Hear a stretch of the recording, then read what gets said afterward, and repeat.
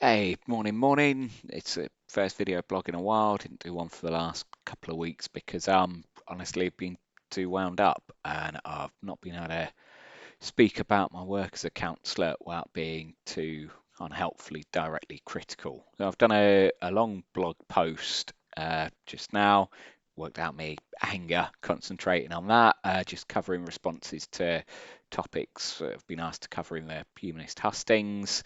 Um, One thing I've not touched on in there is a culture of failure and unaccountability got in our public services at the moment, which is just become a real problem. And a bit of casework I'm dealing with is case in point. Not going to be specific about that, but imagine we had a situation where it's a whole street where bins were never collected, hadn't collected the bins there for years. And a particular resident who's gone, oh, you never collect my bins, you haven't collected my bins for years. And so we go, oh, look, refuse team, you're never picking up bins from this street, you always miss this address and kind of get all the right responses eventually after some pushing and they go, oh yeah, no, we should be collecting the rubbish from that street. Yep, you're right. Okay, fine. And then the next week the bins aren't collected, from that whole street, including their house where you're like, right, this is the house. You never collect their bins, please do this.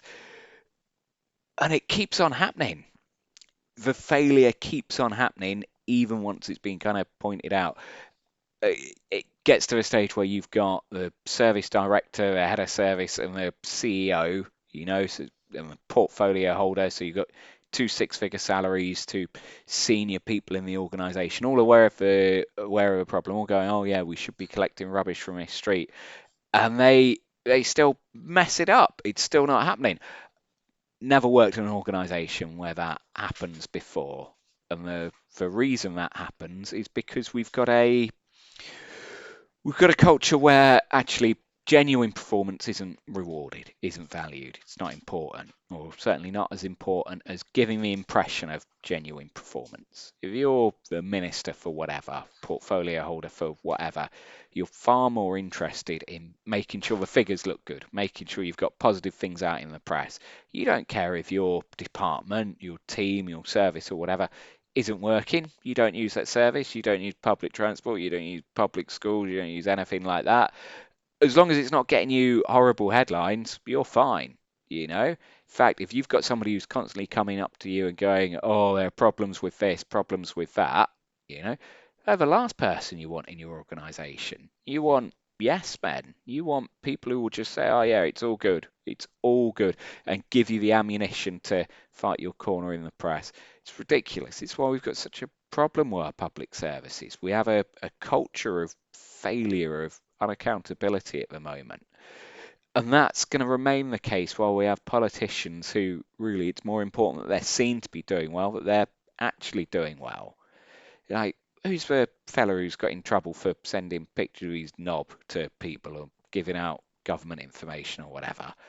In any other job I've ever had in my life, you'd just be sacked, You'd just be told what you've leaked confidential information about the organisation because you were being blackmailed because you were sending compromising photos of yourself to somebody who's just messaged you.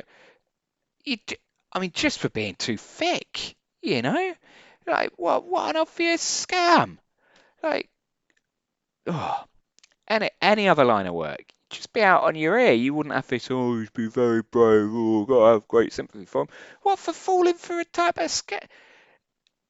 God, you know, unbelievable the low standards we have for politicians. Should be something that politicians' performance is linked to.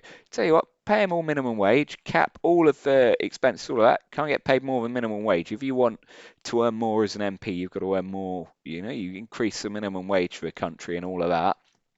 Cap that, ban second jobs and all of that for MPs. It's a full-time position, it's paid accordingly. Ban all the donations, all the lobbying. Frank Hester shouldn't be able to bribe his way into getting the NHS set up in such a way that his company can make millions worth crappy software.